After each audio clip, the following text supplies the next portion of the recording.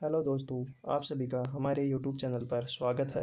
आज हम चर्चा करेंगे 11th agriculture book chapter number 1 सस्य विज्ञान का नाम है भारत में कृषि का इतिहास, शाखाएँ एवं महत्वपूर्ण क्षेत्र कौन कौन से हैं।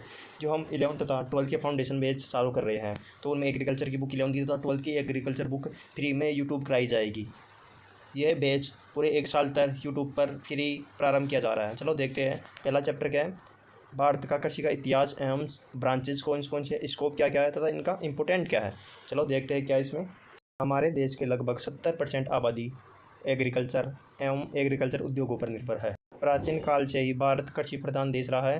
भारत के प्राचीन ग्रंथों यथा वक्सायुर्वेद, कृषि पाशासर, कृषि सूक्त, अर्थवेद, ऋग्वेद आदि का अध्ययन करने से स्पष्ट होता है कि प्राचीन समय से ही यानी एग्रीकल्चर भारत में अपना विशिष्ट स्थान रखती है।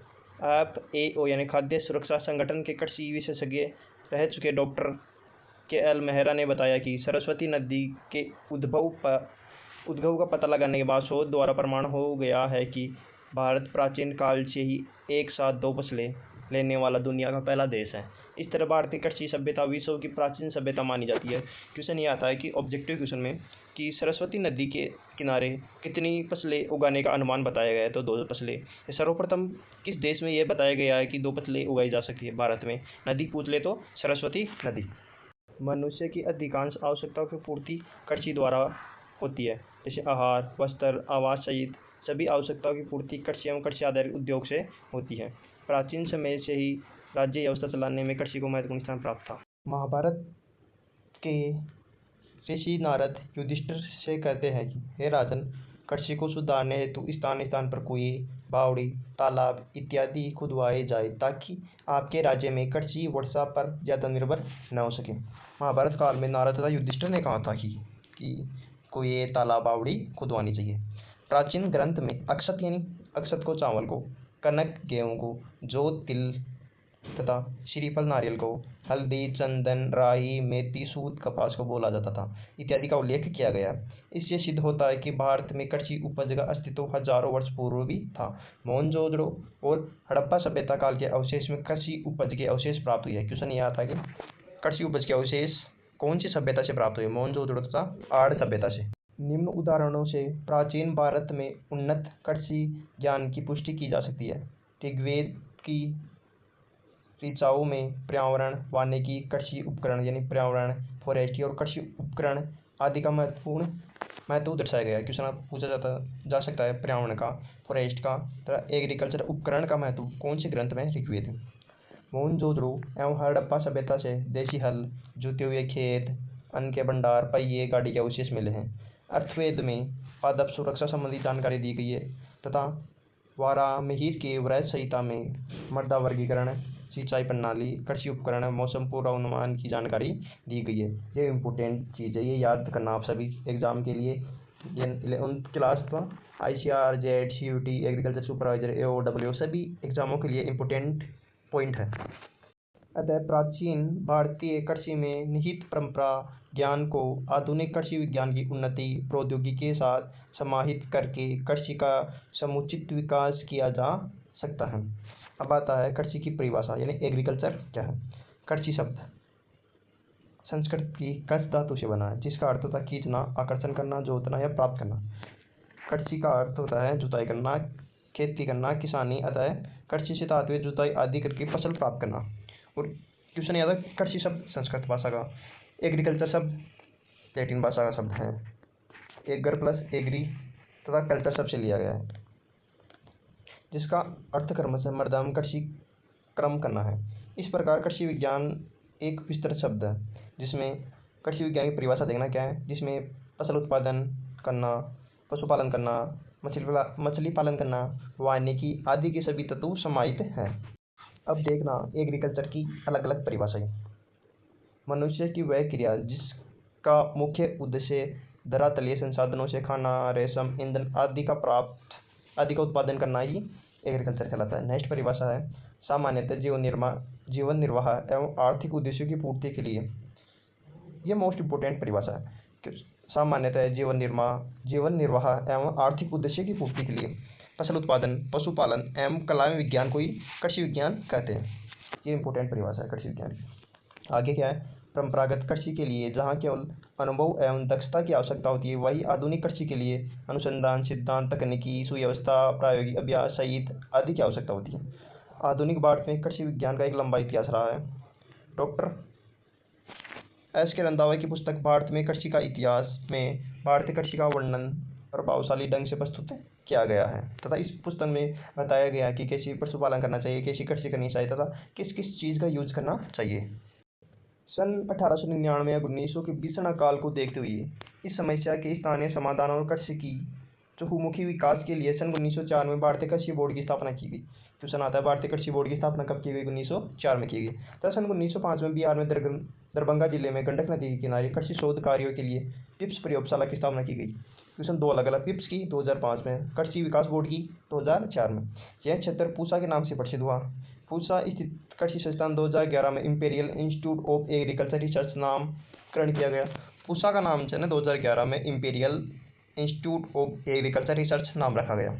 सन 1919 में imperial agriculture research institute IARI के नाम से प्रचलित हुआ। इस संस्थान में फसलों को और पशुओं के प्रजनन, मृदा विज्ञान, कीट कवक विज्ञान और वनस्पति विज्ञान आदि विषयों में अनुसंधान हेतु व्यापक रूपरेखा तैयार की गई। 7 नवंबर 1936 को बिहार में विनाशकारी बाढ़ के कारण क्षतिग्रस्त हुआ। पूसा इंस्टीट्यूट को दिल्ली स्थानांतरण किया गया, जिसे आज भारतीय कृषि अनुसंधान संस्थान IARI नाम से जाना जाता है। यानी दिल्ली स्थानांतरण 7 नवंबर 1936 को हुआ। 1960 में खाद्यान्नों की उपलब्धता सुनिश्चित करना देश के लिए एक गहरी चुनौती थी। तब भारतीय कृषि अनुसंधान परिषद IARI के तत्कालीन महानिदेशक के तत्कालीन महानिदेशक डॉक्टर BP पाल एवं पूसा संस्थान के निदेशक डॉक्टर MS स्वामीनाथन के सहयोगरत तरीके से कृषि विकास की रूपरेखा तैयार की गई। सन 1963 में बोने गेहूं के जनक डॉक्टर पोलॉक ने भारत का भ्रमण किया। 1963 में अधिक उपज देने वाली गेहूं की किस्में तैयार करने से देश को खाद्य सुरक्षा प्राप्त हुई और देश में हरित क्रांति का सूत्रपात हुआ। कालांतर में देश में 1929 में नई दिल्ली में भारतीय कृषि अनुसंधान परिषद ICAR की स्थापना हुई और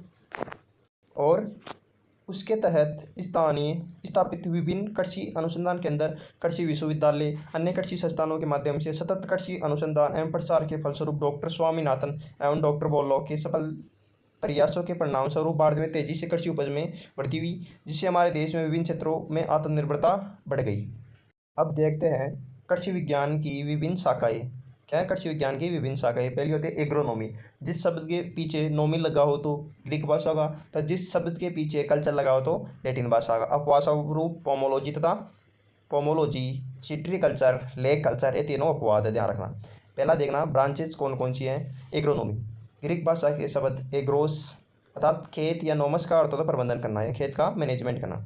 यह किसी एक विशेष शाखा है, कृषि की विशेष शाखा है जिसका संबंध फसल उत्पादन एवं मृदा प्रबंधन से है। क्वेश्चन ये आता है एग्रोनॉमी की परिभाषा क्या है? तो पहले ग्रीक भाषा शब्द है, तो अर्थ होता है खेत को मैनेजमेंट करना। फिर इसके बाद में आता है फसल उत्पादन करना तथा मृदा का प्रबंधन करना। सेकंड ब्रांच है हॉर्टिकल्चर। हॉर्टिकल्चर भी एक लैटिन भाषा का शब्द है, तो इसमें बागवानी जैसे फल, सब्जी, पुष्प से संबंधित फसलों एवं कार्यों का अध्ययन किया जाता है, उसे हॉर्टिकल्चर कहा जाता है। अब आता है animal husbandry. Animal husbandry Latin plus English word है, जिसके अंतर्गत पशुओं को पालना, वैज्ञानिक अध्ययन इस शाखा के अंतर्गत किया जाता है। अब आता है एपीकल्चर। एपीकल्चर यानी मधुमक्खी पालन।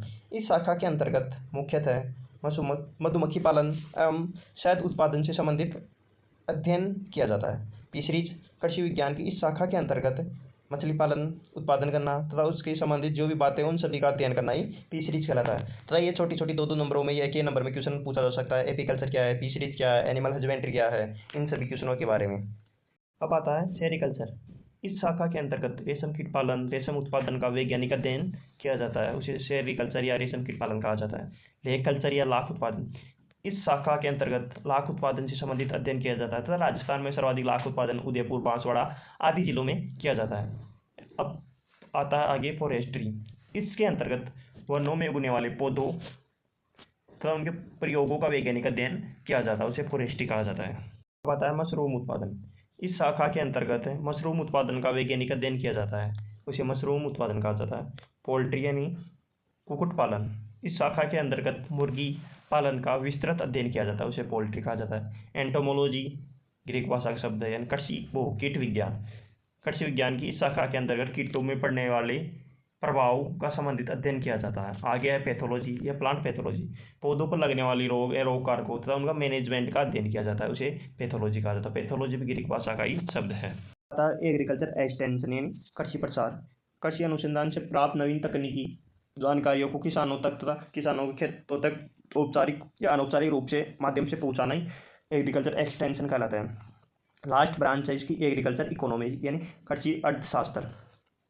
कृषि लागत एवं आय की गणना का विस्तृत अध्ययन करना ही एग्रीकल्चर इकोनॉमी कहलाता है। अब